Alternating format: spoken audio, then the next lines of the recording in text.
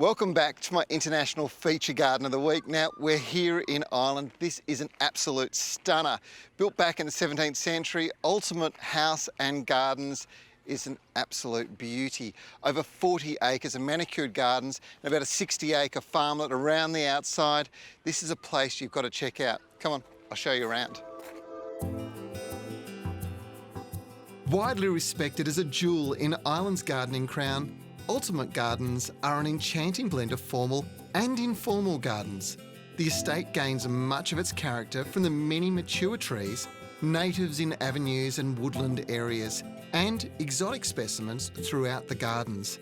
It's one of Ireland's finest collection of exotic trees and shrubs, collected from right across the globe. When the last owner of this garden, Corona North, who lovingly tended for it over a whole life, passed away in 1999, she did something very clever. She gave it to the people of Ireland.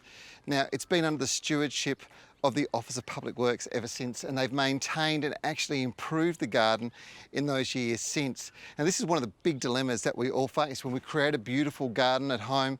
Who's going to take over and care for it? And it's something that you need to consider. And if anyone said that gardeners were not romantic, this is conclusive proof that's not true.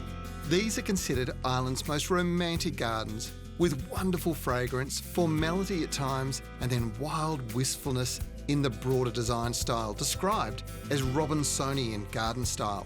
A profusion of roses, old-fashioned and modern, and herbaceous plants scent the air.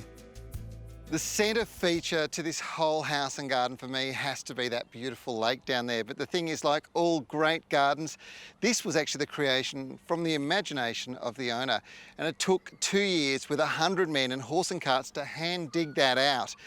And when they finished, well, they created quite an amazing lake. It cost £12,000 back then. In today's terms, it's about $1.5 million. I think it was worth every cent of the investment. How beautiful is this?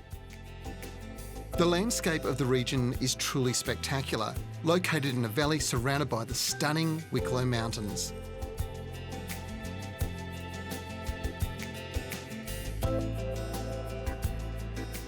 Well, this has to be one of the most beautiful gardens that you could ever check out here in Ireland. And my advice to you is the best time to come here is late May, early June, when the peak flowering period is at its absolute best.